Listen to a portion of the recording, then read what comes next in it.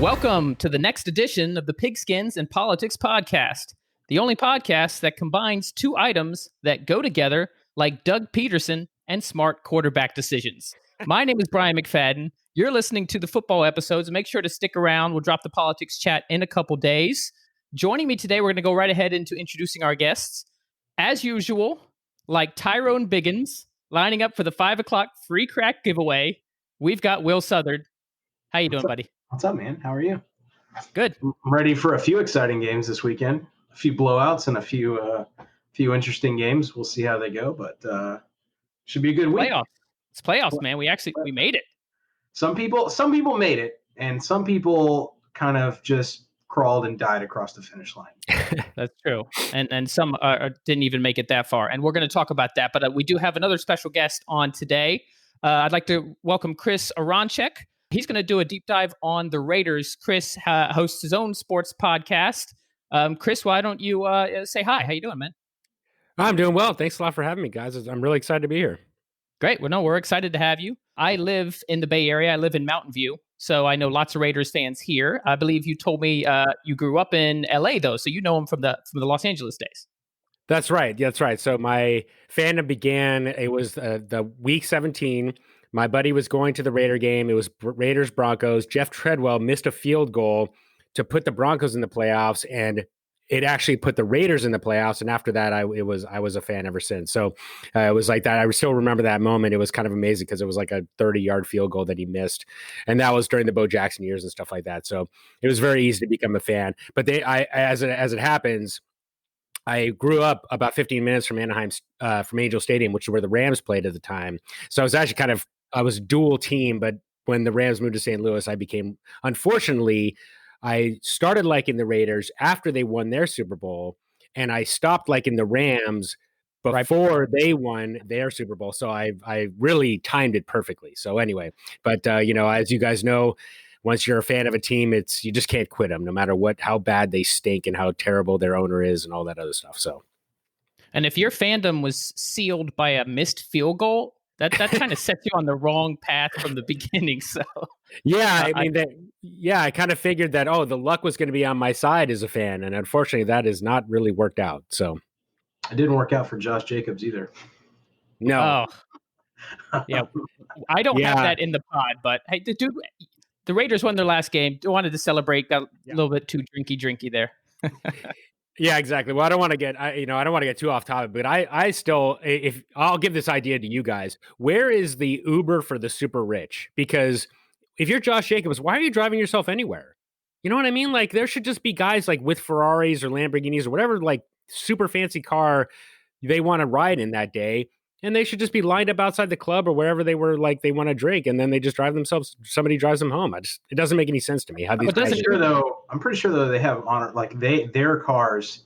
They have people that they're supposed to drive them. You know what I mean? Like, it's their car, but like they're supposed to be out with dudes that can just like take up that mantle. Yeah, I agree. But anyway, it's always confusing. And certainly, it's a little disappointing, but hopefully, it's not a big deal. These, for better or worse, the DUIs never really stick with these guys. So it's almost like standard off-season shenanigans. Right. And like I said, I can't fault him for getting a little drink happy after winning a Week 17 game. I know you're going to talk about that a little later. Yeah. Let's go ahead and jump into the NFL news. We have actually, so for the first few episodes of this podcast, we unfortunately had a COVID update segment every week. And we actually got away from that. For the last few weeks, we haven't had it. We haven't really had to. We would mention it, like obviously the Browns had their wide receiver issues, but it just hasn't felt like a full-scale thing like it was a few weeks ago with the Ravens, earlier in the season with the Titans. But unfortunately, we have to bring it back now in playoff time, and it could not be worse, and it could not have happened to a more... We talk about, Raiders fandom. That's nothing compared to what the Cleveland Browns have had to deal with. So they break their 18-year playoff drought, which I believe was the longest in sports, not just the NFL. I believe it was the longest in sports. And what happens? So their head coach, Kevin Stefanski, and their Pro Bowl guard, Joel Bitonio, as well as another player, it was a receiver, and a couple other coaches test positive for COVID and are guaranteed to miss their first playoff game since 2002. I mean, it's time for the Browns to get squirrely. right? Like, what do they have to lose? You know what I mean? Like, why don't you just come out and do just something ridiculous? Like, line Jarvis Landry up at quarterback, line Baker Mayfield up in the slot. They'd be like, what is this? Who knows? We don't even, they might not even know. Just snap the ball and see what happens. Some backyard football. Exactly. What do they have to lose? Honestly, though, if I actually am trying to win this game, something that I think they've gotten away from a little bit mistakenly is just hand the ball to Nick Chubb. The dude is a freaking monster. He's got some of the best vision in the NFL. Just line up and run the ball. I mean, like, and hope the Steelers self-destruct on offense again, and Ben is himself. You know what I mean? But I think that's their best chance to win. But yeah, I mean, get stupid. Why not? What do they have to lose? Nothing. Yeah. They weren't even supposed to be here. Exactly. That's the thing. Is this is your first time in 18 years. Play some backyard football up. They've had plays where Landry has run out and thrown some passes. So he has. I mean, he did it with Miami a little bit too. So at least he has somewhat of an arm. I like where your head's at. What's your take on this? I mean, besides the obvious, it sucks to be a Cleveland Browns fan right now. Chris, how are you feeling about this whole? Well, I'm trying to get my words together in a cohesive manner. Basically, I really admire the way that the NBA handled the COVID situation back in the summer and into the fall. And then you look at the 49ers, who moved out of a hotspot area and to Arizona, figured out a way to make it work so to keep their players safe. And to me, like, every team that isn't doing something like that at this point is kind of bringing it on themselves. And it really is. It's of course unfortunate. I think as a football fan, now that my team's out of the playoffs, I want to see the teams at full strength, so it's really tragic that the head coach isn't going to be there, and now a key member of the offensive line isn't going to be there. Those are crucial misses. But I just don't understand. These teams have a month left of the season at maximum, right? Minimum a couple of weeks. Get your guys in a bubble right now to avoid this. And I think from the NFL standpoint, this makes good business sense. Like, would you ever, like, the worst case scenario, let's imagine that it's Chiefs versus the Packers in the Super Bowl, and Aaron Rodgers and or Patrick Mahomes have to be put on the COVID list. That would be an absolute disaster. And why do it for a month? I mean, the holidays are now behind us. So it feels to me like every team is playing with fire, and somebody unfortunately got burned. You have one extra team in the playoffs in each conference. It was probably just a matter of odds kind of coming down. So, and I just feel like the way that it shouldn't be a surprise, really. It's sad, but it really shouldn't be a surprise, just because you've seen teams throughout the season just get nailed, even though they're really doing everything right. It's not really a question of carelessness. It's just sometimes that's just how the wheel goes round. And unfortunately it came down on the Browns. And so I hope that other teams look at this as a wake up call, and they really tighten down their players for the next 3 or 4 weeks, get through the end of the season with everybody playing. And it can't possibly be a monetary issue, right? I don't know what it would cost. Let's say, I don't know, $50 million to house everybody in a hotel for 4 weeks in your city, and the only time you leave is to fly to a destination. But $50 million for these owners, I mean, that's a lot of money. But given how much they might make and their contribution to the league as a whole, I feel like it's well worth the cost. So anyway, that was when I saw it. It was obviously I was sad to see it, because you do want to see the Browns. I mean, you want to see every team at full strength, but it really wasn't all that surprising. The only thing the NFL is a little different than the NBA, right? Like the only thing these young 20-year-old millionaires, the only bubble they want to be in is strippers' booties. Like they would sneak a girl. I saw that one coming from a mile away. In a Papa John's pizza box into that hotel. And I think they do it in the NBA too. But I mean, like, look at Dwayne Haskins. I mean, not to say that's what happened in the Browns. It didn't, like, presumably. But, I mean, it's just like those kind of things, man. I mean, I get what you're saying. And that's what I said at the beginning of the season was, like, you got dudes making multi-millions of dollars, right? Like, why would they, but the league has kind of made it where, like, if you get COVID, you go on IR for like a couple weeks. It doesn't really impact you, like, financially like it used to, or it would have normally, like, if you get hurt, right? So people just, I mean, maybe they can do it for the playoffs, but you haven't done it that far. I don't think the league, I don't think the NFL players really want that. But like I said, I mean, and it wasn't up to the players. The league was for a hot minute considering the bubble idea, and they did discuss it. The owners, from what I understand, were grossly against it. It wasn't even like a split decision. Right? Like a majority of owners, I didn't see a reason why. I can't think of a logical reason why. I've tried to. So I'm actually agreeing with you, Chris. I think it obviously worked for the NBA. Granted, the NBA are much smaller rosters, much smaller staff. It's not quite as logistical of a headache as it would be in here. Correct. You can just run out on a court with 5-10 people. But the fact that they just shot it down so easily, I don't know. I would have liked to have seen them try to work through it. So I agree with you there. I feel bad, obviously, for all Browns fans, but I also feel bad for Kevin Stefanski. The guy's a first-time head coach, gets the Browns of all teams to the playoffs, and it could be very well that he doesn't get to coach. If they lose, he still won't have that. What if they don't make it next year? What if they turn back into the Browns we've always known? Like, what if he's good? I mean, the Browns have a lot of talent, dude. I want to see one of those like robotic like iPads, just like with the wheels. You know what I mean? Like running around like Stefan, like with a headset on. You know what I'm talking about? Like, so he can zoom in. Yeah, he's like, zoom like call to the thing, and like he can make his plays. That would be awesome. Why don't we have that technology? They've got the sky cams that like fly across the top of the field. Like that seems like something the NFL. I mean, why can't they just put him in his own press box? Like, you know what I mean? Like put him up in an isolated thing in the stadium. Let him look down on the game or whatever, or put him in airtight. Yeah, you know what I mean? Like I don't have to be. It's probably not airtight unless you're giving him a scuba tank. But but that would be awesome. You know what I mean? Scuba tank. Yeah. Or an astronaut suit, right? Yeah, there you go. But at least it'll be branded with Browns gear. It'll be like Browns colors, but it'll be this big astronaut suit. Co-sponsored by NASA. I mean, I don't know, man. I mean, it's like I think the NFL has just kind of accepted that COVID is going to be part of the game this year, and it does suck.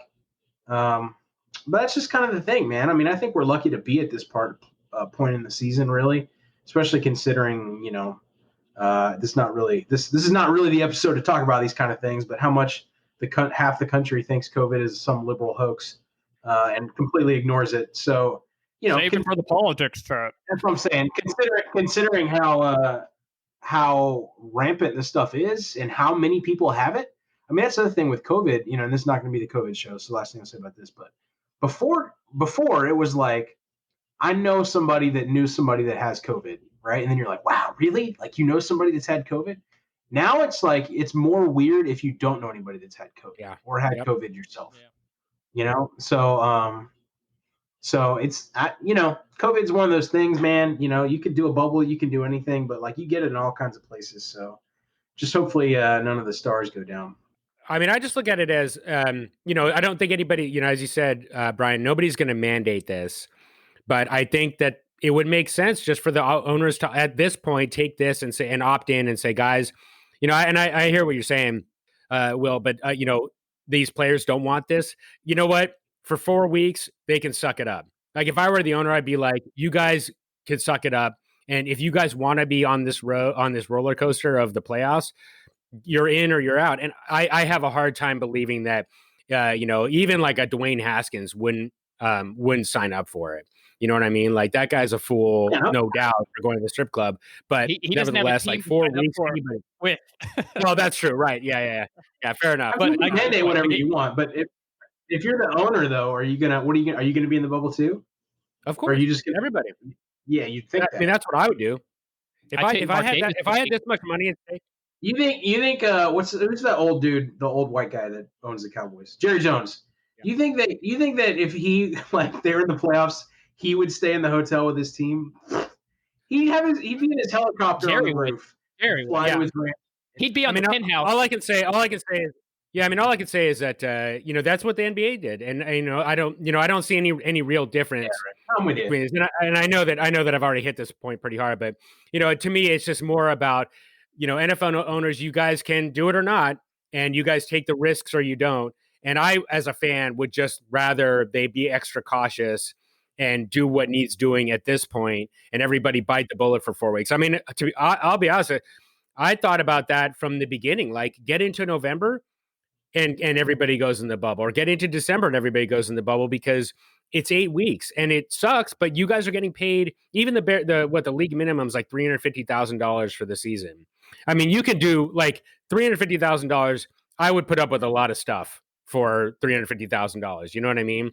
And to avoid being on a COVID list. So anyway, that's just that's as far as I can take it. But I think you're right. Like, it's not just a matter of logic. It's a matter of like getting these people to buy in, and then you're going to have people busting out, and then it becomes, are you going to cut these guys as they did in the playoffs, or suspend them or whatever?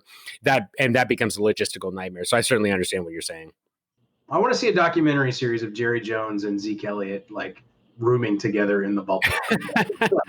Jerry yelling. It's a money-making opportunity. Hard Knocks, but like in the hotel room with the owners, and they can't leave. Yeah, I'm down with that. Let's move on. I really, really hope that this is the only time we have to have a COVID update during the playoffs. I'm sure that it won't be, but let's cross our fingers and hope that there won't be any other issues like this going forward. I will say the one thing, Chris, if one of the star quarterbacks in the Super Bowl is out because of this, that would just be the knife in the side, the twisted knife. So hopefully that doesn't happen. Yeah. So let's go on, because there is a lot of news to talk about, because yesterday was Black Monday, which is typically the day when head coaches lose their job, because it's the first Monday after the end of the regular season. So the coaches that were fired yesterday, to go with some coaches that lost their jobs earlier in the season: Adam Gase of the Jets, Doug Marrone of the Jaguars, and Anthony Lynn of the Chargers. Total teams that need head coaches right now: we got the Texans, the Falcons, the Jets, the Jags, the Lions, and the Chargers. And it's possible we may see another name or two. I've heard that Matt Nagy is supposed to be safe, but if they just get destroyed by New Orleans in the first playoff game, who knows? But this is what we have to go for now. So what I wanted to turn to you guys, Chris, I'll start with you. How do you see either the coaches that are leaving, where do you see possibly them ending up, or where do you see some of these openings, what might be the most attractive to a potential head coach? So that's interesting. So in terms of like where I think Adam Gase is probably done as a head coach. My understanding is that it's really unusual for a coach to get a third go round as a head coach. So Adam Gase and Doug Marrone both had that was their second head coaching stints. Anthony Lynn, I've heard a lot of good things about him. I think he was probably where it was.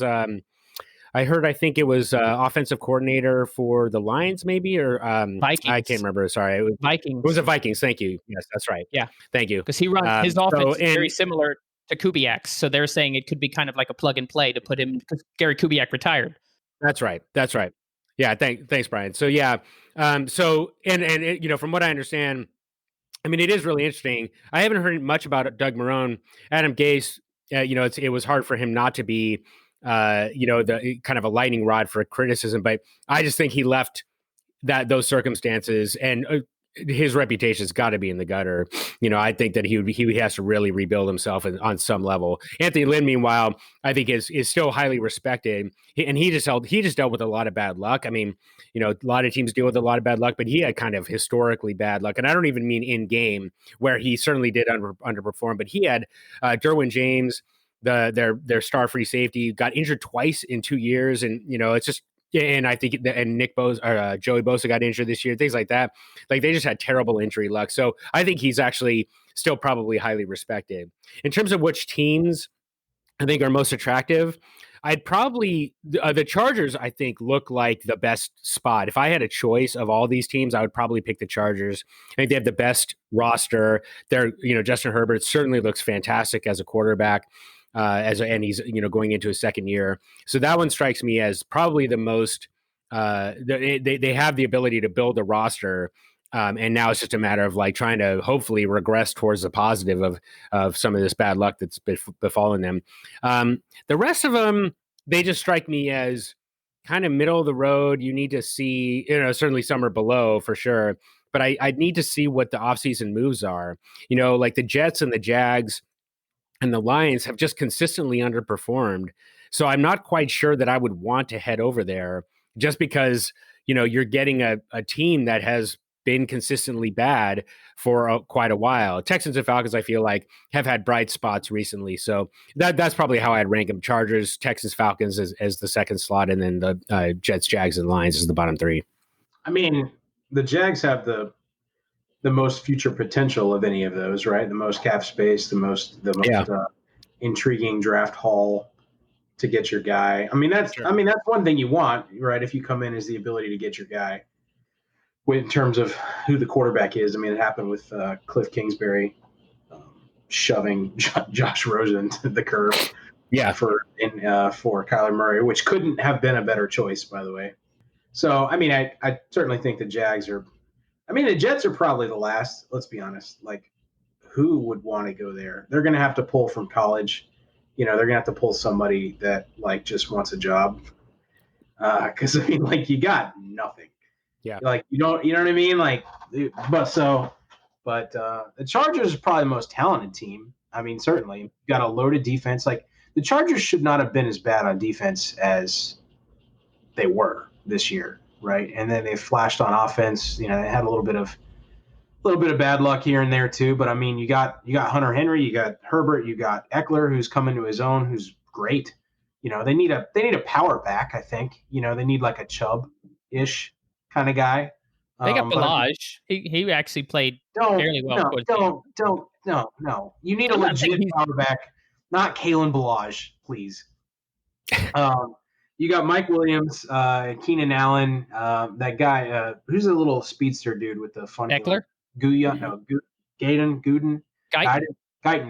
the wide receiver, yeah. You got him, Hunter Henry, like I already said. So you got a talented cast. Shore up your O-line a little bit. Get your defense healthy. But then after that, it's kind of wide open. I mean, the Texans have to be the number 2, right? Like, you have Deshaun Watson, who I think is the best quarterback in the NFL. Like, sorry, Patrick Mahomes. Whoa. Mahomes without Hill and Kelsey I don't think he would be what he is. So, hot take. I don't think it's that hot of a take, honestly. Okay. Like Watson has nobody. You know what I mean? He's got Brandon Cooks, and he still threw for the most yards in the league.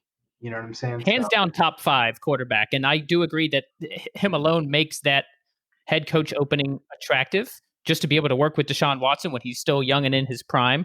But Mahomes is, I'm sorry, I can't without Hill and Kelsey. Big caveat. I don't care. I have seen the way Mahomes plays this game is just on another level. Even from the elite. Yeah, we're not talking about that. That's off the table. I'm just saying, like, I like Deshaun. Put it this way: I like Deshaun Watson a lot. I liked him in college a lot. I agree. I would take either of those guys building a franchise. So it's not like you're going to go wrong with Deshaun or Mahomes. Right. It's not a chasm. I'll give you that. Right. So either one of them. But I mean, like, you need to shore up the defense there.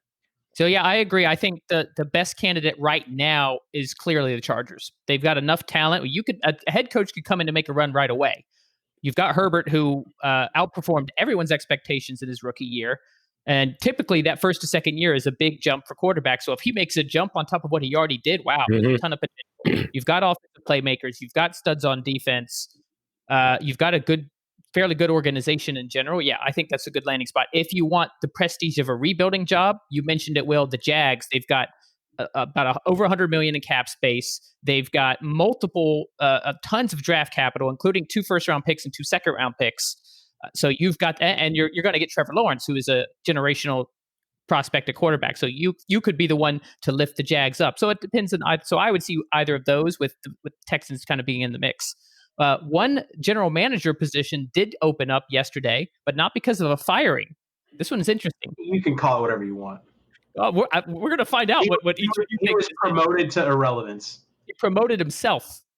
That's the thing. There's no ownership in Denver. We talked about this on the Broncos episode when we had Matt on a few weeks ago. So John Elway named himself president of football operations for the Denver Broncos, said that he will hire a full-time GM in Denver. He's been the general manager there for 10 years. I didn't even realize it had been 10 years, but there you go.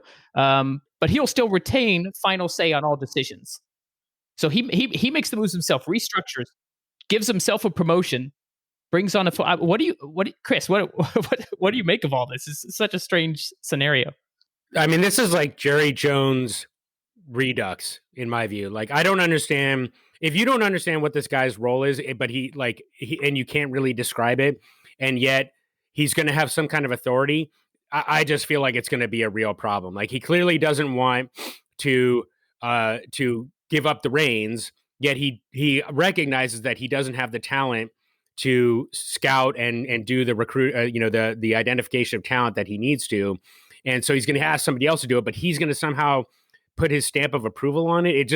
It strikes me as certainly too many cooks in the kitchen. I just don't quite follow how the dynamic is going to work. And if he's not willing to give up, essentially his ego isn't going to allow himself to step back fully and off the stage. The GM is going to be hamstrung every step of the way. At least before, he was the guy and he was the one who took responsibility. Now he's trying to, remove the responsibility, but still wants to take credit for the success and stuff like that. If you can't make sense of it, if I can't understand it as, I'm not a particularly smart person. So the fact that I can't understand it tells me that it's probably going to be more problematic than they're trying to let on. It just doesn't make any logical sense to me that you have somebody that is, still going to be involved, yet not be involved at all. I don't, especially at least as a GM, he would be held accountable, right? The ownership would fire him, right? And if he wasn't accountable before, he's even less accountable now, right? And yet he's still going to have some influence. So as a Raider fan, I kind of am happy about it because, I think it means that there's still going to be a little bit of a mess. Or their quarterback room is still going to be kind of a scattershot kind of operation. I might be wrong. And I told you this before we started that, my gut instinct is almost always wrong. So I have to kind of correct myself and say, well, if I'm expecting this to fail, probably means it's going to succeed. I just don't quite see how. Here's how I see it. Let's say you're a new GM candidate. First of all, I don't think anybody's going to want this job unless they're a brand new GM candidate looking to make their name, right? Because you're coming in knowing you don't get final say. And what are you going to do? What's the biggest problem on that team? It's quarterback. 100%. Drew Lock is a liability. You've got so many weapons, so many young weapons. We've talked about the Broncos a few times on this podcast.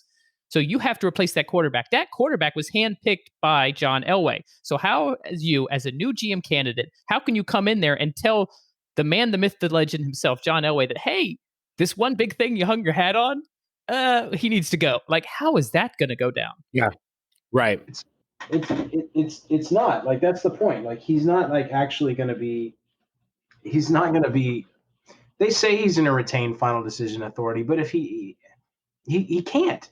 Like, why would you take that job? You know what I mean? Like, anybody that is qualified to be an NFL GM, right, and is good at that job, will not take a job where they're going to be, like held with micromanaged by John Elway from on high. Like, you know what I mean? Like, the only way that would happen is if he just like willy-nilly is just like, oh yeah, you can do what you want, just let me know. You know what I mean? And then like down the line actually does exert influence, which would be not great for him to do. But if he really wants to win, I think what John Elway has to reconcile is, what does John Elway want more, right? To be in a position of authority or to have his football team succeed. And I think he needs to come to grips with that. And maybe he did, but I see this as a promotion to irrelevance. I think he's just going to sit back, let a good GM and coach kind of do what they do, and hopefully deliver the wins, at least for a season. He's done this for 10 years, and the Broncos have sucked for 10 years, and they have a lot of talent. So it's that thing. I mean, Jerry Jeudy, man, he went off last week for 90 yards.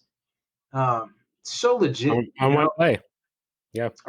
Yeah, that's what I mean. They've got weapons, and we talked about Cortland Sutton was injured all year. I mean, they've got the weapons. It's clear that quarterback is their biggest need. So what you said is right. Well, that's what he should do. Let's see if he actually does it. For you, Chris, the Raiders fan, I hope he doesn't, because that means your team is in a better position. Let's talk about yet another coaching scenario. So this is something that Twitter was blowing up Sunday night. I don't know if you guys were watching. It was the final game of the regular season. So you had the Washington football team needed to win and they're in to clinch the NFC East and get a playoff spot. The Eagles, who were prior to the start of Sunday, were the only team in the East who had actually been eliminated. So the Cowboys played the Giants. Whichever team won would have the shot at the title if Washington lost. So the Giants win. So they're 6-10. If Washington loses, then the 6-10 Giants, which I would have loved to see, for chaos purposes, would have been the winners of the NFC East. So here's what happened. So Washington had a lead, but it was a 1-score lead. And then Doug Pederson decides to bench Jalen Hurts for Nate Sudfeld with the game on the line. Why? So the theories on Twitter are, okay, they improved their draft pick 3 spots from 9 to 6. Really? You're going to do that to for 3 whole draft spots? Is that going to be the difference in your franchise? Yeah. So I don't personally understand this decision at all. Really? So I'll say this. I'm not saying he wouldn't. I'm saying he shouldn't. Because this fan base in Philadelphia has one of those passionate fan bases in the NFL. They dealt with a horrible year, and expectations are high there because they won a Super Bowl a few years ago, and expectations are always high in Philly. And you're going to deny them the chance to knock off a rival and knock them out of the playoffs, even if it sends another rival to the playoffs. You have a chance to go out on top, go out on a winner. You've got this young quarterback who's shown some promise and Hurts, and you're going to take him out. He didn't have a great passing game. He had under 100 passing yards at that point, but he had 2 rushing touchdowns. They were only down 1 score. What does that do to your team? I actually saw a quote from Miles Sanders about an hour before we started recording. He said there was not a single Eagle who was happy with that decision. So you're screwing up your fan base. You're messing with the rapport of your players and the morale in your locker room. I mean, you have a multi-million-dollar quarterback riding the bench to try out Jalen Hurts. And for all intents and purposes, it worked, right? Jalen Hurts is better, but he has not been lights out, right? Like, we can agree that he had been good, but he wasn't like Herbert, right? When Herbert got his start, or any of these other guys that came in, right? Like, so he flashed great, but Pederson came into the week, saying that Sudfeld was going to get time, and he stuck to his guns. And like, there was nothing on the line. You know what I mean? Like, if Joe Judge has a problem with what the Eagles did, he should have just won his own damn division and not tried to be a 6-10 team sneaking into the playoffs. Like, I'm sorry, dude. Like, you were bad. Like, you don't have a right to be angry. No, I don't feel all that bad for Giants fans, and that's why I purposely didn't mention that. I get your point there. Yeah, they should have won more than 6 games if they wanted a chance at winning this division and getting the playoffs. But what I didn't like is there's no benefit to putting Nate Sudfeld in. This guy's been on the roster for 3 years. This is not some developmental 6th-round rookie that you want to see what you have on your hands. You know what you have on your hands in Nate Sudfeld. You see him in practice every week for 3 years. There's zero. I don't care if you said you were going to play him. You haven't had him in a game. He probably knows Carson Wentz is gone. So what he wants to ascertain is can Nate Sudfeld step in if necessary? Jalen Hurts is a running quarterback. I'm not saying this is his mentality. I'm saying here's the counter argument, right? Here's the devil's advocate. Jalen Hurts is a running quarterback. Running quarterbacks are more likely to get injured than non-running pocket passing quarterbacks, right? There's a high likelihood if you ship Wentz out, which they might do, probably going to do, because a lot of reports that say that relationship is super fractured. They don't know what they have. So coming into the game, he's like, look, I'm going to get this dude reps. This game doesn't matter. Like, he didn't say that, obviously. And that's it. And then when it hit, when did he come into the game? Was it exactly fourth quarter? Or is it right at fourth quarter? Yeah. Oh, fourth quarter. That's it. Like, and really that's between Doug and his team. Like, if his team has a problem with it, and I saw the report too that they had to restrain 2 defensive players or something from approaching Doug Pederson. How is that worth it? How is that worth it that you've screwed up your fan base and your team? Dude, have you ever met an Eagles fan? They didn't screw up any fan base. Right. That's true. Touché. I had an Eagles fan on earlier. My buddy Claudia, who lives in New York, he's been a lifelong Eagles fan. They are a passionate bunch. It's going to be day 1 of next year's season, and you're going to be, fly, Eagles, fly, go Birds. Like, dude, Jalen Hurts, jerseys, like, come on. They didn't screw up anything. He might want to just get to see the dude in the game. I don't know. Chris has some thoughts, I'm sure. No, I mean, I actually agree with you, Will. Like, I don't think that I actually kind of agree with both of you, because the fact that there's this dissatisfaction, there's this dissatisfaction among the players, that to me strikes me as a problem. But on the other hand, this wasn't a surprise. Pederson talked about it before the game even started that he was going to put Sudfeld in, and so it shouldn't have come to us as a surprise to the players, right? And if you think about it, like if he says that going in that I'm going to give both of my quarterbacks some run, then if you don't buy it, if you're thinking, oh, well, depending on the situation, then what's the point of him saying in the first place? And you were like, we're expecting something different. So that's, I think I don't quite understand what he was trying to get out of playing Sudfeld, other than maybe it made sense to me that he would protect Jalen Hurts. Like once he got 3 quarters in, he's like, okay, look, we made it through the season without getting injured. There's no point in playing Hurts now. And, because the worst case scenario would be he gets injured and then he spends 3, 4, 6, 8 months rehabbing an ACL tear. And now, he loses all that time that he could have been using to get better. So that makes some sense to me. It's just a very strange situation. I think that's why there's so much confusion and consternation. Is it's just, there's not really an easy answer to it. It's a lightning rod of a game because the Giants would have gotten in. And so that's the only reason why people were paying attention to it all. If this was like a 4-12 team playing a 4-12 team, no one would have cared, right? And no one would have questioned the decision. It was simply the fact that the Eagles had a chance to knock the Redskins out of the playoffs that it was a topic of conversation at all. And I don't really think necessarily that Pederson should be thinking about it in those terms. So, I don't think there's an answer other than we're not going to get a better answer than what Pederson has already said. You're going to hear all kinds of opinions from players and whoever else.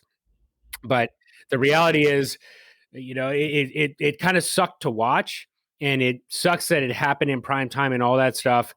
And the fact that like this kind of stuff happens at the end of every season, and it's just not given a lot of, there's no magnifying glass put on it typically. And it just so happened that this was the only game that really had any kind of real juice at the end of the season. The NFL made a choice, and that was kind of the risk that they took on. And unfortunately, I think it really didn't play well. But if who knows, like the last 2 teams that have finished under 500 have won their first round playoff game. So we'll see if.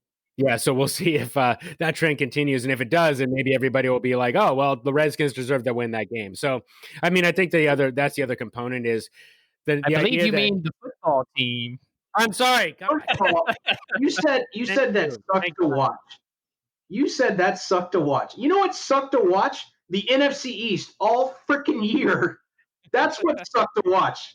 And let's be honest, right? No, we're going to talk about our matchups. I think before we talk about the matchups, did you see the late breaking news that I posted in our chat that Nick Cassiero was just named the general manager of the Texans? I saw a report earlier that he was the leading candidate, so it's official. They announced it. Yep. Nice. Okay, well, that's one general manager role off the Patriots player personnel director, I believe, former responsible for. They tried to hire him. Yeah. I think it was last year, and they got blocked. They got blocked, straight blocked. Not a great relationship there with Cassiero, but Cassiero's done a great job. I mean, that's a good hire. So I'm really excited to see, Jack Easterby. He's got a connection. Easterby used to be with New England, and now he's whatever role he's doing with Houston. I tell you who they won't hire is Josh McDaniels. He's not getting any more interviews. But he's waiting for Belichick to hang it up and then take over New England. Let's keep moving because I do want to get a deep dive on the Las Vegas Raiders. That's the team that we are highlighting this week, and that's why we brought Chris on. So the idea behind this is we've been highlighting a different team every week. We want to get a fan's perspective of where they see the state of their teams. In this case, the Raiders, where they see the current state, where they see the future, maybe what are some of the needs. So I'm going to turn it over to you, Chris, as a lifelong Raiders fan, ever since that missed field goal. Tell us a little bit about where the state of the Las Vegas Raiders right now. Well, it's definitely a tale of 2 teams. So just to start off, though, this was the first time I didn't know this. I guess I just had gotten so used to the Raiders fizzling out at the end of the season. This was the first time in 10 years that the Raiders won their season finale. So that just gives you an idea of really where the team has been for a long, long time. So where are they now? So they had the 6th highest scoring offense in the AFC and 10th, I think 8th or 10th in the league. So offensively, and they've actually been showing improvements on terms of points scored every season. And this past season, or that is to say the one that just finished, Derek Carr, who was previously known as kind of a check down type quarterback, high completion percentage, but not really throwing for distance, had I think the second or third most yards throwing for 20 plus yards, and he doubled his output from last season. So in terms of the offense, and starting with Derek Carr, they are where they need to be. And so to complement Derek Carr, they have Josh Jacobs, who had his second consecutive 1,000-yard season, and in his second year, so he obviously looks great. Their offensive line is very consistent, and they have a couple of promising wide receivers, including somehow they turned Nelson Aguilar from a drop machine in Philadelphia to one of the most effective deep ball threats in the league. So including an 85-yard touchdown from against your Dolphins there, Brian. So how did that game end up, by the way? Yeah. I know, but it's so I'll get to the defense in a minute. So in any case, just in terms of the and of course I can't forget Darren Waller, who's been their breakout star at tight end. So they really have all the components that you could ask for in terms of an offense. And in fact, I pointed out that that they're on the NFL subreddit that there really aren't a lot of places that have the components on offense. That there are a few, but there aren't that many that you would trade for this group. So offensively, feeling really good about where the team is, but unfortunately, the defense. I just saw this today, was the 19th worst in NFL history in terms of scoring. So no matter how good your offense is going to be, if you're giving up 25, 30 points a game, you're just going to lose some games. And really what it came down to when, in terms of a lot of the losses that happened this season, they were really like half games. The defense would put together a good half, or the offense would put together their best effort in a half, and then their offense would not perform at the same level, and their defense would just go in the tank. So the games that really stand out to me are the Patriots. They were down. I think the Raiders were down by 3, ended up losing by about 12 or 14 against the Bills. They were down by 4, and then they ended up getting blown out of their own building. The Bucks, same kind of 24-20, I think, going into the fourth quarter. They lost by 20, I think.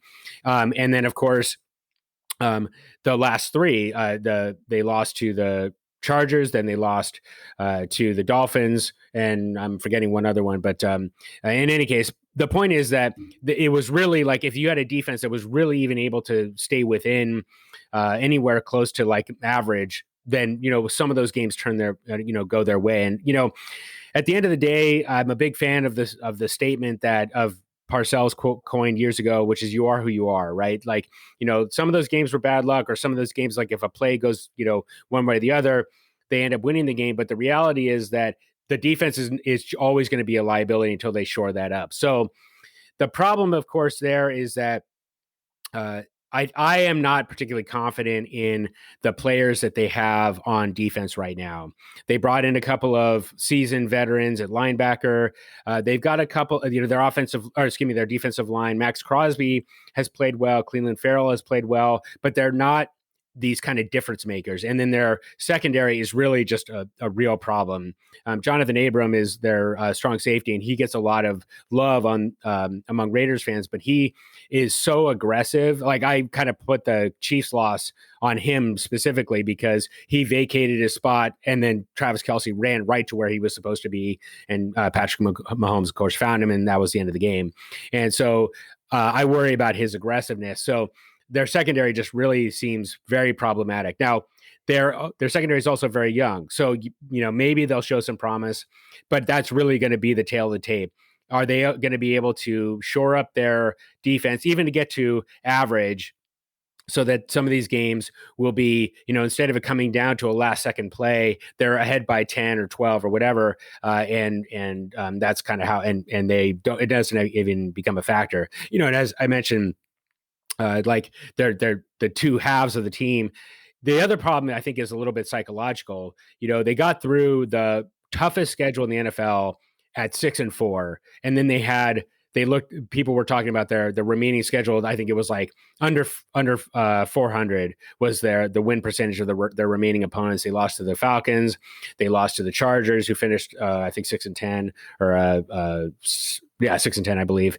And the Dolphins, well, the Dolphins certainly turned it around, but at the time the Dolphins looked like they weren't necessarily going anywhere. So anyway, the point is that their first half was really strong, and then they just totally fizzled in the second half. And that part I'm not quite sure how to fix. That really comes down to coaching.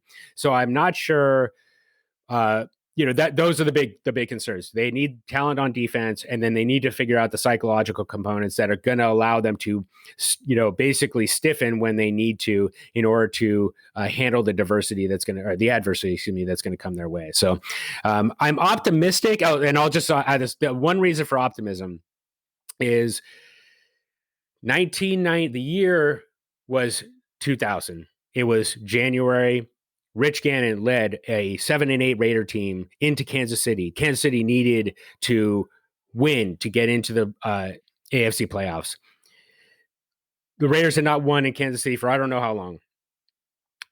Rich Gannon came back from, it was some kind of deficit, to force overtime. The Raiders, essentially a meaningless win for them, just to knock out the Chiefs. Beat the Chiefs in Arrowhead for the first time in I don't know how long, and to finish the season 8-8. And that's where my source of optimism is going to come from, is that history there's a chance that history repeats itself. You had a relatively good quarterback. You had a lot of talent around them, and then you just need to figure out the defense to try to put some consistent wins together. And that's where I'm hoping that they are. But, they had Al Davis as their GM, which I don't know how he put together any kind of winning roster at that point, but nevertheless he did. So, and I have a lot more faith in Mike Mayock than I do in Al Davis as a GM. So that's kind of where things are. The only other problem is, last thing is that the Chiefs, they're not going anywhere. They're going to be great for I don't even know how long. The Chargers look great as well, or they're getting better, I should say. So, it's going to be really interesting to see where those two teams net out. So the Raiders are going to have, instead of this year where you had they went 4-2, 3-3 might be more likely. And, going 3-3 in your division is going to be a challenge. So, but that's the way it goes. You can't really make excuses like that. I wish they were playing in the NFC East. Everybody wishes they were playing in the NFC East. So you just have to play the cards you're dealt, and I hope that they are able to stiffen when they need to. So I think that's it. The Dolphins would have locked up the NFC East by like week 13, and this is a team that didn't make the playoffs. Yeah. So it's clear that the Raiders need help on the defensive side of the ball. Paul Gunther, defensive coordinator, was actually fired a few weeks ago. So Gruden has at least taken a step to address the coaching side of it, which I think you're correct in that a lot of these second half collapses is typically going to be due to coaching preparation. Most of the people who do their team deep dives, I also ask where they think their team's going to go in the first round. I'm going to guess you're going to say defense, but I'll ask anyway. So the Raiders have currently the number 17 pick in the first round, finishing at 8-8. What position would you like to see them go for with that first round pick? Oh, that's a really good question. And I have to admit, I'm not familiar. I don't get familiar with like who's kind of top of the draft at that level. We don't even need to talk players because we haven't done our research either. Just position. You don't have to name a certain. Well, okay, what position would you want to target? Yeah. Well, it's funny because if there's one thing that last season and the year before really showed is that Derek Carr is a risk.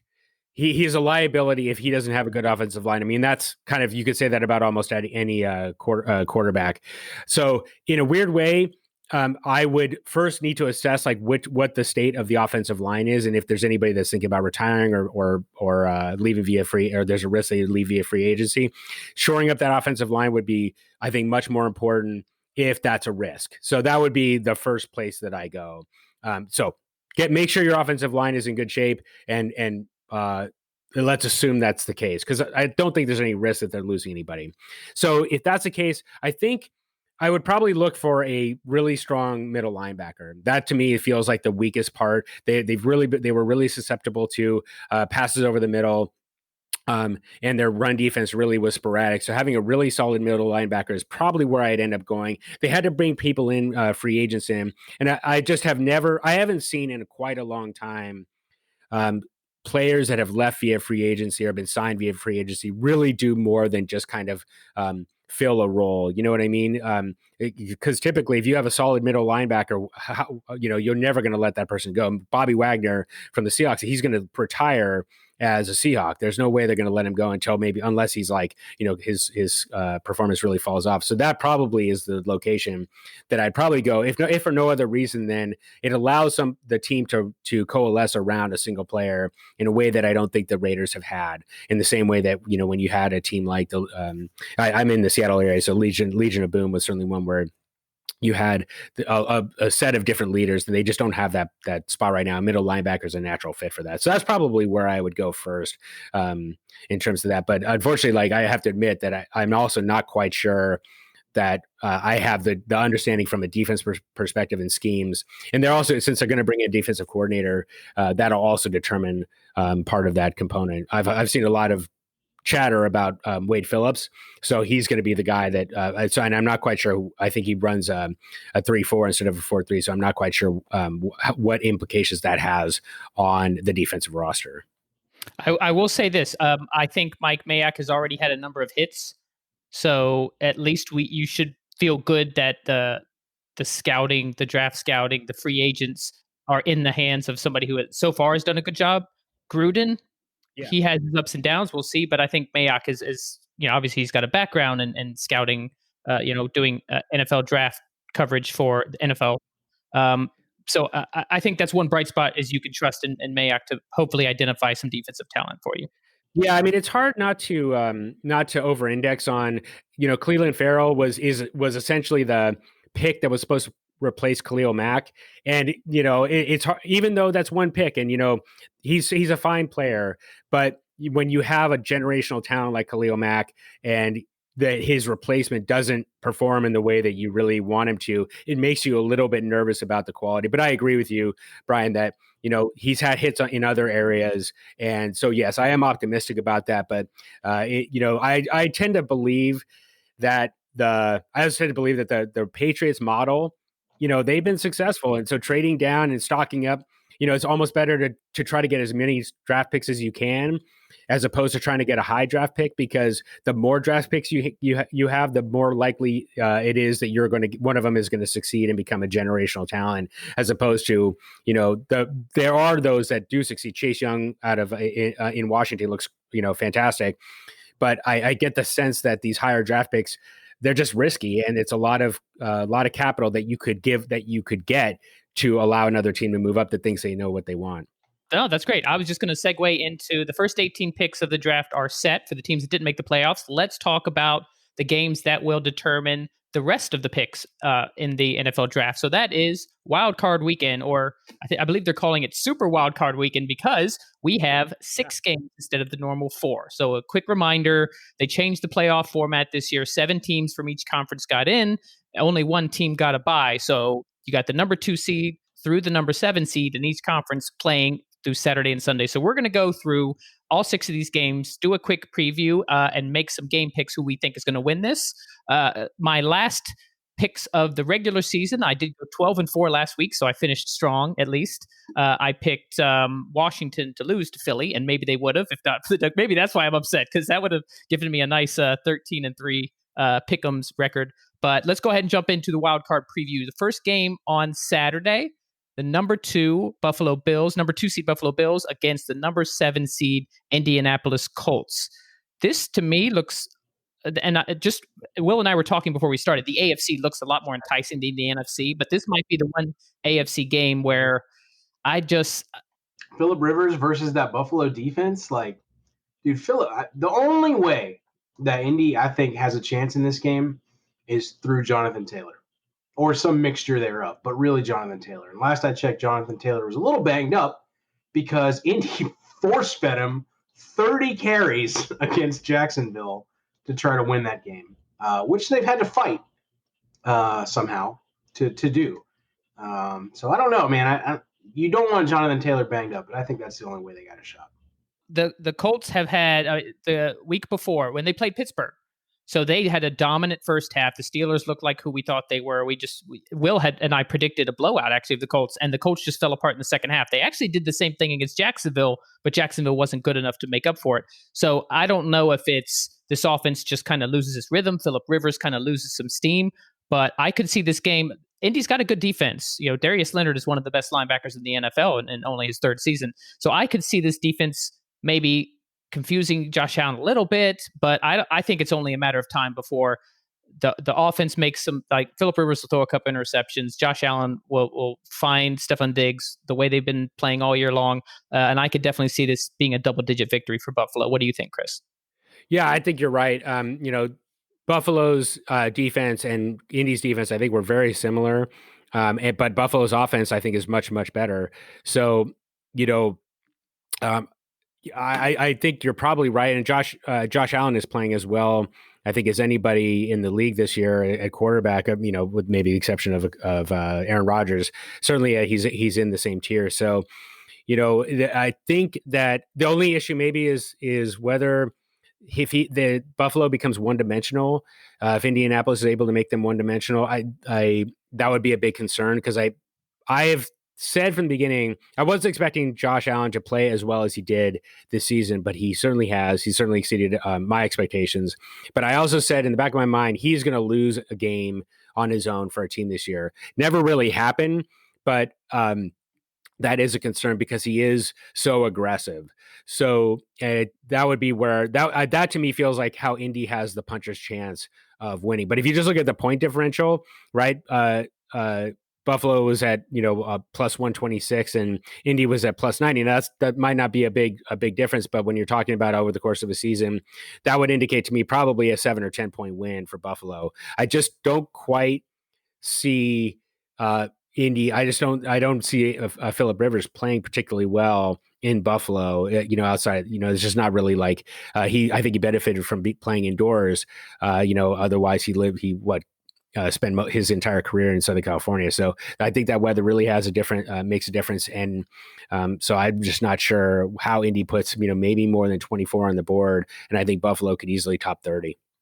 I actually hadn't even considered that. I thought it was going to be a 10 digit win without considering the weather. But you're right. Playing in Buffalo outdoors in January for a quarterback who, as you said, spent the entirety of his career in San Diego and then played in a dome. So, yeah, I could see this one definitely getting out of hand. So we're all in agreement that Buffalo wins that game. Let's go to the third time that the Los Angeles Rams and the Seattle Seahawks are meeting this year. The Seattle Seahawks come in at the 3 seed. They finish at 12-4. They don't feel like a 12-4 team to me, but you got Russell Wilson. You always got a chance to win. The Rams quarterback situation is up in the air. So Jared Goff had surgery on his thumb. John Wolford got the start, got the win. Didn't look terrible. He actually made some plays with his legs. I think he threw a pick on his first pass, but after that, he calmed down. He made some solid passes, moved, helped the offense move. Well, didn't blow it out of the water, but played efficiently. But there has been no determination of who's going to start. McVay's kind of left that open. It'll be an entertaining game and close, but at the end of the day, I'm going to trust Russell Wilson and Pete Carroll and those Seahawks more, so I'm going to go with Seattle. The Seahawks have played better, right? Like, early on in the year, they had a laughable secondary. And Russell Wilson was cooking. And then Russell Wilson stopped cooking, right? Russ stopped cooking, but their secondary got better. I think, the Rams, Henderson's on IR. Maybe they'll have Akers back. They just, Cooper Kupp, I don't know what his status is this weekend, but the Rams, to me, if they win, it's going to be very unconventional football. I think it's probably going to be a mixture of the two. If Goff plays or if Wolford plays, it's going to be a lot of quarterback runs and just weird stuff that you don't see coming. So I think if the Rams are going to win, it's going to be unconventional offense and just having their defense seal it up. But I think Seattle's got enough pieces. If they can just put it together for this game, I see them taking it over. But I think it'll be fairly close. Yeah, I think that sounds right. Watching the game against the Cardinals, the Rams won, but they had the benefit of playing, I forget the backup's name, but it wasn't Kyler Murray, so And the backup for the Cardinals did not play particularly well, if I recall correctly, including a terrible interception that led to a pick six. So, I think that, Will, I think you've got it right. If the Rams win this game, it's going to be because they just make life miserable for Russell Wilson, which they have the capability to do. But if Wilson is able to do what he does, I mean, they played a couple weeks ago, and Goff played really poorly, and that ultimately was I think the reason why they ended up losing. But their defense gave up enough as well to lose the game. So I'm not quite sure how the Rams somehow correct. On the other hand, Wolford, Brian, as you mentioned, Wolford is he's got some interesting dimensions to his game. And while I wouldn't take a lot of stock in a single game, that to me is like a wild card, just that he's basically a Russell Wilson without the arm. That is to say, like Russell Wilson has throws that he can make all over the field. Wolford did not show that skill, but he certainly was able to run when he was asked to, and he was able to get first downs when he needed to. I think the game was actually a little bit closer than it. The score was a little bit closer than it probably should have been because the Rams fumbled on the 1 yard line and they got down and weren't able to punch it in. Now the Seahawks have that capability as well to stop teams and force field goals and that kind of thing. But I think that the puncher's chance with the Rams is that their defense, forces a couple of turnovers, makes Russell Wilson really uncomfortable. And then the offense does just enough to push them across the finish line. But otherwise, I think Seattle probably takes this. But yeah, Will, I think you're right. I think it's going to be close. The 7-9 Washington football team hosting. That's right. You win the division, you get to host even with the losing record. The 5 seed Tampa Bay Buccaneers, who are coming in red hot, scoring lots of touchdowns. Antonio Brown is finding his groove with Brady. Chris, you mentioned earlier in the show that the last 2 teams who have gotten into the playoffs with a sub 500 record have actually won their first wild card game. Chase Young recently called out Tom Brady, which Bruce Arians said, better watch what you wish for. but is there a scenario? Is there a scenario where that strong defense and that strong pass rush gets to Brady, forces him into some bad decisions, and the football team wins this game? Will, I'll get your thoughts first. I mean, theoretically, sure. I don't think it's going to happen. I mean, the key to Brady is pressuring him without blitzing, right? Like if you can consistently pressure Brady in the pocket, he's old, man. He's old, right? But the thing is we saw, and this is the thing, right? Like Mike Evans got hurt. I hyperextended knee last I saw. Has a chance, I think, to play. That with Antonio Brown, that's been enough time. Like they're clicking, and Tom Brady really likes Antonio Brown. Like I think they still live together or something. It's weird, but I mean, he fed him 3 shovel passes in the final 2 minutes to get him an extra like $500,000 or something stupid. So they didn't miss a beat either. Like AB had a monster game, and I knew that was coming. Like I knew that, eventually Tom is just going to lean on Antonio Brown because, like it or not, for whatever reason, like Chris Godwin's good and Mike Evans are good, but like Brady doesn't feel like he clicks with them as much as he does for whatever reason. It's like the odd couple. But anyway, long story short, yeah, I think there's a very good chance that the football team can disrupt Tampa. What I don't think that happened though is the way to beat Tampa is through the air, and that's not Alex Smith, and it ain't Taylor Heineke or whatever his name is either. So I just don't think that this football team is going to score enough points. Like Tampa can put together 20 points, 20 to 25 points, right? Like that, they're at least 17. I don't think the football team gets much beyond 10 to 14. Alex Smith is just he's a statue, and it's not his fault. It's a miracle he's standing up, that he has 2 legs. You know what I mean? It's not his fault, but the feel good story of the Washington football team ends this weekend. Yeah, I think that the component that I think is really important is that Tampa Bay's got a defense as well. So that's going to be the hardest part I think, for Washington to figure out, is that, they're going to have to figure out how to score some points. And I just don't necessarily see it. Also, Tom Brady's like Mongo from Blazing Saddles, right? You don't want to make him mad because, and Chase Young calling him out, that is just going to be why would you do that to yourself? I mean, if there's one guy in the league that you do not want to give bulletin board material to, it's Tom Brady. He's going to go out. I mean, that would just motivate me even more. But they, I think the real question is, can the Washington defensive line, as you said, Will, make Tom Brady uncomfortable? And does Tampa Bay have a strategy to accommodate that? I'm just looking at their last 4 games, and they've scored 44, 47, 31, and 26 points. Now, they weren't playing like, lights out defense or anything like that. But they have, in fact, in their last 6-8 games, they've basically had one stinker against the Saints, but otherwise they've scored over 20, 30 points, almost every game. So I don't see any reason to believe that Washington will prevent them. They might slow them down a little bit, but 27 probably seems more likely. And I just think their defense is really going to shut down Washington and keep them from even keeping this game close. So the interesting thing, I was looking at the spread trends, and it went from Tampa Bay -9 to Tampa Bay -8. So a little bit of the early money, it does seem to be coming in on the Washington football team, but I don't know. I think it's just maybe because they expect this game to be lower scoring and probably within a touchdown. But I just don't see how it gets closer than that. You want it because of Ron Rivera. For Rivera, and I mean, Alex Smith. I don't think we've talked enough about the job Ron Rivera has done. I mean, the football team's cast of characters on offense sucks, and they've pieced it together. I mean, he got through Dwayne Haskins. What a miracle that is. I mean, he's. I mean, I make a lot of jokes, obviously, but Ron Rivera has done an outstanding job. I mean, Terry McLaurin is super talented.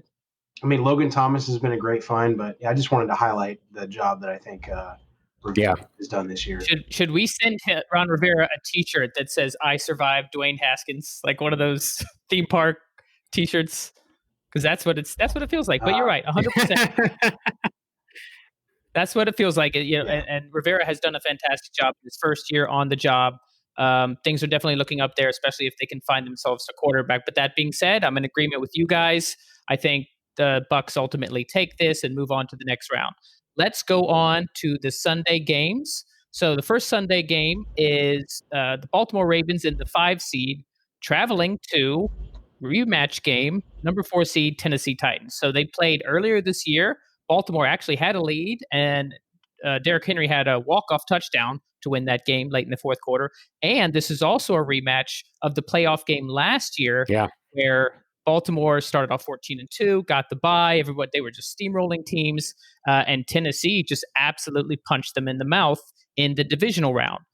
So this is one of the harder games to pick because these are 2 physical teams. They're 2 teams that completely rely on the run. I'm going to go with the Ravens for a couple reasons. One, I think their defense is playing very well right now, in addition to their offense playing just like the 2019 Ravens offense. And that Tennessee defense is a liability. So that's the one liability. So if they don't have as good a defense as they did last year in the playoff game to stop Lamar. They're not going to be able to slow them down. Their secondary is very weak. I could see the Ravens continuing to roll. They've won 5 straight and knocking off the Titans. So I'm going to go with Baltimore in this one. This feels like one of those games, how and this is what I try to do on my GPPs a little bit in week to week, is I think, what is the most unlikely thing to happen this week? Right. And I bet on that thing. And often that comes true. When you think this is going to be a massacre, like the Chiefs playing the Raiders, for example, right? And somehow the Chiefs just poop themselves and the Raiders just find a way, right? Mm-hmm. This feels like one of those Tennessee will find a way games, if I have to pick one. Like, of all the games on the slate that you think, this should be a blowout, this would be the one where if they come out and Lamar just can't hit anybody, You know what I mean? He's not running for whatever reason. And Derrick Henry just takes this game over. This could be a surprise. That being said, 100% agree. I think that this should be, and I'll go so far as to say an easy Baltimore Ravens victory, because I mean, they just have a brutal defense. And if Lamar will run, it's hard. It's hard to stop. And they get gashed so much by so many teams. So I don't see a way that Tennessee pulls this out. Because A.J. Brown is going to be a non-factor. Let's be honest. Yeah, I think that the only thing I was going to – I fully agree, Will. I think that if there's what was the most unlikely thing? Now, I think the biggest concern is what happened last year in the playoffs between these two teams. Lamar Jackson, under the bright lights, I think really had problems. As soon as the team fell behind, he just couldn't figure it out. And I don't know if he has corrected himself. I'm just looking at their schedule. They have not played, other than the Browns, and we remember that crazy Monday night game, which had 17 lead changes in the last 30 seconds or whatever it was. They have not played a playoff team since the Steelers, which was the COVID game, so let's not count that one, since the Titans. And so that would be a concern to me, is that they just haven't had a real challenge. And so is Lamar Jackson going to be able to handle adversity? Like if they fall behind 7-0 or maybe even 14-0, just as they did last year, Tennessee scores a touchdown on their opening drive, gets a stop, scores another touchdown. Is Lamar Jackson going to be able to bounce back from that? That would be my biggest concern. Now, I don't have any read into that scenario, but that to me feels like if they fall behind early, I think Tennessee would take the game. But if they're able to hang with each other, then I feel like Tennessee does not have as you mentioned, Will, they have no pressure on the quarterback. And I think Baltimore will, if they're able to hang with it, handle the early punches from Tennessee, and they're still hanging or they're ahead, I think that then they know how to shut the door. I trust John Harbaugh quite a lot. I think he's a great, and Wink Martindale, their offensive coordinator. I trust those two quite a lot to game plan around the situation, the weaknesses of Tennessee. So, as you said, Will, all signs point to the Ravens winning this game. And I just one other little stat is that the Ravens had the highest point differential of any team. That is, say, the best. And so you kind of think like when you have they're playing a team that has almost no defense, you expect them to score 35, 40 points. Yet something tells me that it isn't going to be quite that straightforward because, whenever is it in the NFL? So that's one area where I feel like Tennessee could actually pull this game out. But I wouldn't put money on it that's the way it's going to be.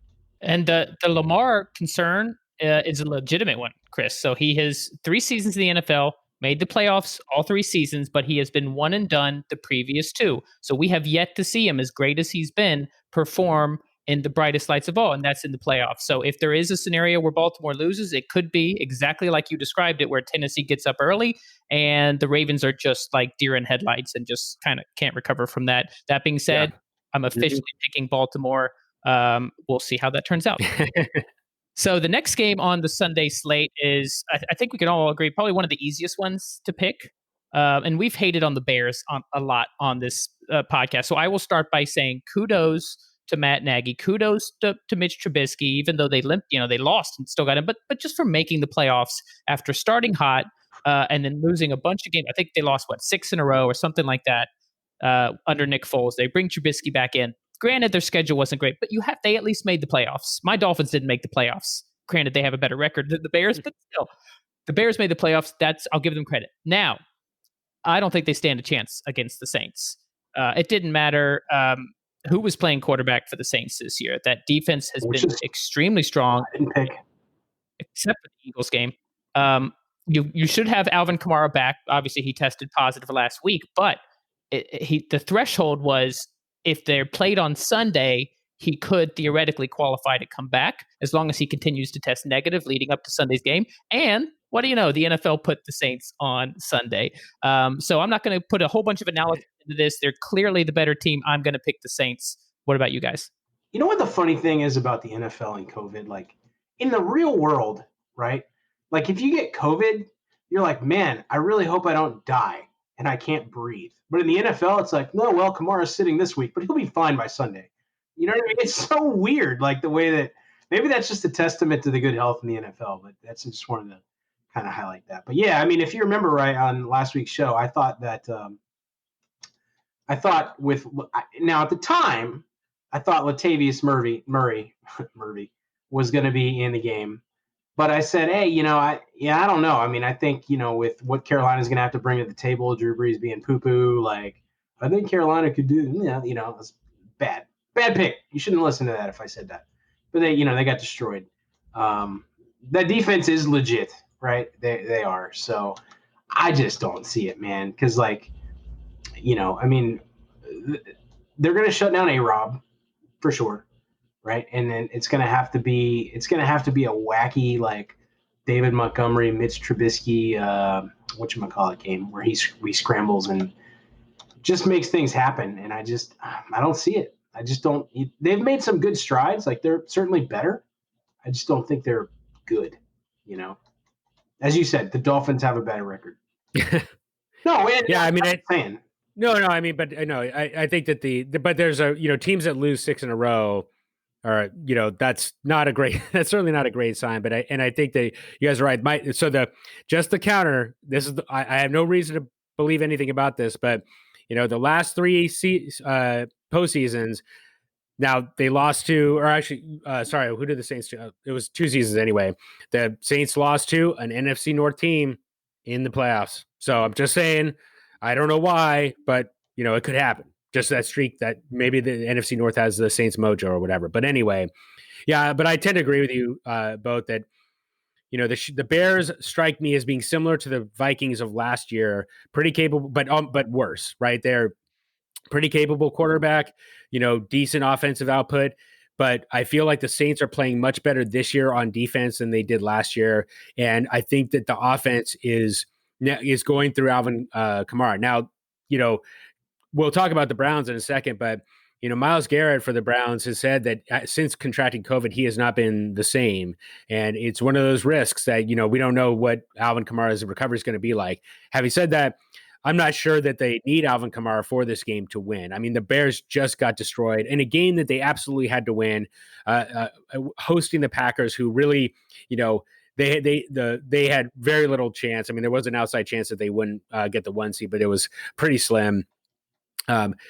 So maybe that's not fair, but in any case, they got blown out at home, and the Packers were dealing with losing their all-pro left tackle. So it just strikes me as I'm not sure where the Bears, if they weren't able to slow down the Packers, I don't see how they slow down the Saints really. And Sean Payton, I think is just very good game planner. I think he's going to know exactly what he needs to do in order to take advantage of the Bears' weaknesses on defense. I think the Bears' defense was playing well at the beginning of the season, but I think it's really fallen off of the last several games. They've played some weak teams here and there as well. So I think that becomes something where they don't have that challenge of that they have to stay at the top of their game. And I think being able to turn that around after a really dismal performance in week 17, I think is a tall order. So I'm with you guys. I think the Saints are the right pick. And I just don't quite see how Trubisky, I think he's going to be somebody that really buckles under the pressure as well. So that his second playoff game, I don't think is going to work out for him. They did take away Devontae Adams for the most part. Till the very end of that game, to the Bears' credit. Yeah, okay. Their defense is not that bad, but I don't think that changes any of the analysis. Like they're surprisingly good against the things that they should be good at. Well, I think you're right, Will. That's true. Devontae Adams did have a touchdown near the end, as you mentioned, but that was just at the end of the game. But the Saints are lacking for weapons, and they know how to use them as well. So let's move into the final game of Wildcard Weekend, and it's a little bit of deja vu. I feel like we just saw this game. Oh, that's right, because we did just see this game. So we've got the Cleveland Browns playing the Pittsburgh Steelers, a rematch of Week 17, which just happened. Obviously, Pittsburgh had some starters that they sat. Big Ben did not play. And we mentioned earlier that Cleveland is going to be without their head coach, going to be without their Pro Bowl left guard. Here's my analysis for this game. I don't trust that Pittsburgh offense. Yes, I know they came back and they beat the Colts, but short of that second half, they have looked abysmal for weeks on end. Even before they lost, even when they were still, we talked about it when they were like 10-0 and 11-0, they just didn't look like a team that really had it together on offense. The defense is phenomenal. TJ Watt will probably end up getting Defensive Player of the Year. No questions there. And Cleveland's defense is no picnic. Myles Garrett has been phenomenal, but they actually lost Olivier Vernon, tore his ACL, or his he tore something. He's out. He's Achilles. on Achilles. That's what it was. Yeah, he tore something that wasn't supposed to break. You're right. Exactly. Something bad happened. He's not going to play, bottom line. But I still think that this offense Pittsburgh's offense can't run the ball. I think if Cleveland does what you mentioned earlier in the show, Will, if they lean on Chubb and Hunt, and they lean on what got them there in the first place, which is the running game, the play action where Baker is most comfortable. Baker was even using his legs in Week 17 to win that game. If they stick to that ball control and they're not making mistakes against the strong Steelers defense, maybe it's my heart, but I'm going to pick the Browns. Coming across this adversity, getting in the playoffs for the first 18 years, even with the COVID situation, not having a head coach, maybe I'm crazy, but I'm going to this will be my bold pick for this week. I'm going to pick Cleveland to upset the Steelers in this one. You know what emotional hedging is, right? So if I do it every week. If I was going to bet on this game, I would bet on the Steelers. It's the smart money. I mean, like, let's be honest. The Steelers should win this game, right? Like, I don't think anybody's like in disagreement with that. Like, on paper, they got all the weapons, right? I mean, James Conner has really underperformed this year. What's his name? His stupid name escapes me now. Not Juju, the actual good one. Deontay Johnson has been a great surprise. So Eric Ebron has played well. I mean, they have weapons, and their defense is unreal. I mean, they should win this game. So if I'm betting, my money's going on Pittsburgh. That's not where my heart is, but that's where my money is. But you're right, Brian. I mean, they've fallen apart randomly, for a number of weeks there. And like I think we both picked them to continue falling apart last week the Colt week, and they found it in the second half somehow. So we'll see, man. We'll see what the resting period did. But I think if you're making picks and you're doing your thing this weekend, I think if you're going to pick a dark horse candidate, it probably shouldn't be the Browns, even though that's where my heart wants it to go. Yeah, I think the COVID situation just makes it so much harder to predict. And I'm really struggling because the other thing that makes me a little nervous is that I think I've picked the favorite in every game, and I know that that's not going to happen. So you got to pick an underdog at one of these times.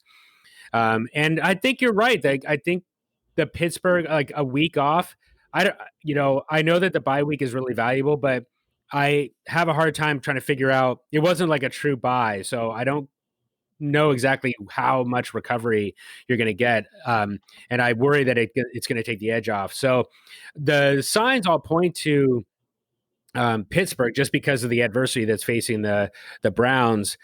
I just can't figure out a way to put money behind the Browns. It just strikes me as just they're facing too much, and it's too much shift. And the Steelers have a way of underperforming during the regular season against lesser teams.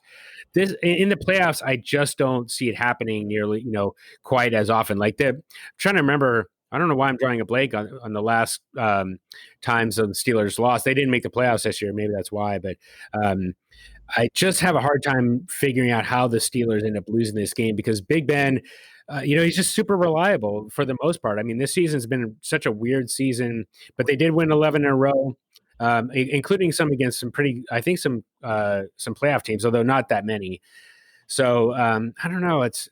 This one I'm torn, Willie, and you really threw me for a loop on this one. I might have to tail you on this one. Just it feels like one of these teams is gonna lay an egg. One of these home teams is gonna lay an egg, and the Steelers seem as ripe as any team. They, them and maybe the Titans. All right, so that wraps up our preview of Wildcard Weekend. personally, I'm just happy that we have a wild card weekend. There was questions at the beginning of the season whether we would even make it this far. So we can go back and forth about who's going to win and who we think is going to do what. But just the fact that we still have football and that we get 6 playoff games in the first weekend, I'm super excited. So we're going to move into our final fantasy segment of the season. So we have been giving our hire and flyer picks for our daily fantasy every single week at each position, Will and I. And we're not doing it today. We're not going to make picks today. So what we're going to do is we're going to review our fantasy season. I'm going to give Will the props that he deserves. He did finish first place in our DFS league. So congrats to you, Will. This is the only time I'm going to give you a pat on the back there. I finished in 9th out of 19. But I will say this. I only was behind third place by 149 points. That's less than 9 points per week. Now, Will won pretty handily, but everybody else was pretty jumbled. So it could have been a lineup decision here or there that could have made me. So I'm super excited to go at it again next year. Will, do you have any final words as the winner of our DFS league? It was inevitable. No, I mean, hey, it's a friends league. So, you'll see things like players being like 80% owned that absolutely shouldn't be. So, it feels good. I mean, I'll say this, though. The week 17, the chalk was hitting all over the place. You know what I mean? Like, we were like the top, I think, 8 or 10 scores were within like 10 points. And the guy who got bumped out of second in our league into third overall was lost by 0.7 points on the season. So literally that A.J. Brown catch being 10 yards shorter cost him a spot in the season long. So that was a little rough, but feels good, man. This is my 3rd year in a row winning our friends league. So I think that says less about me as a player than it does about our friends making very obvious bad decisions in their lineups. But hey, it is what it is. I'll take it. Well, you got to take the credit. I mean, in order to make the right picks over 17 weeks to come in first 3 years in a row, obviously, a little something. That's one of the reasons I wanted to have a DFS segment with you specifically is, you know a thing or two. One last announcement I want to make before we wrap up the NFL episode is when we come back, because I'm going to be doing this all off season, and I'm going to bring this again next year. I've had a lot of fun. I'm really enjoying the Pigskins and Politics podcast. I'm going to do at least 1, if not 2, PPP fantasy leagues, including a DFS league. And I haven't even run this by Will, so he's kind of finding this out for the first time. But I just want to announce this now, and obviously we'll give a lot more details of how we're going to run this. But include, DFS leagues are one of those things where there's no cap. So we can bring listeners on, we can have our own league. We'll talk about standings each week, that kind of thing. But I do want to do that for the 2021 season. Obviously more details to come, but I just wanted to tease it now. Glad that we got to do our hires and flyers. I think the segment has been great, and we'll definitely bring it back next season. I'm going to use that as an opportunity to wrap up the NFL episode. I want to thank both of my guests, Will Southard, as always. You can get your 5 o'clock free crack now for sticking around for the whole episode. And then Chris Aronchick, thanks for coming on, giving your football insight and your deep dive into your lovely Las Vegas, not Oakland Raiders. Both of you are going to stick around for the politics chat. So make sure to stick around if you're interested in hearing that. As always, please subscribe, leave us some reviews. I think we're up to 11 5-star reviews on iTunes now. So really appreciative of you guys giving us your feedback there. Any last words, guys, before we wrap it up? No, thank you very much for having me. Yeah, go Browns. Go Browns. Go Browns. I think that's a perfect one to end it on. No team deserves it more other than maybe the football team. So thanks again. Stick around for the politics episode and enjoy the games this weekend. Later.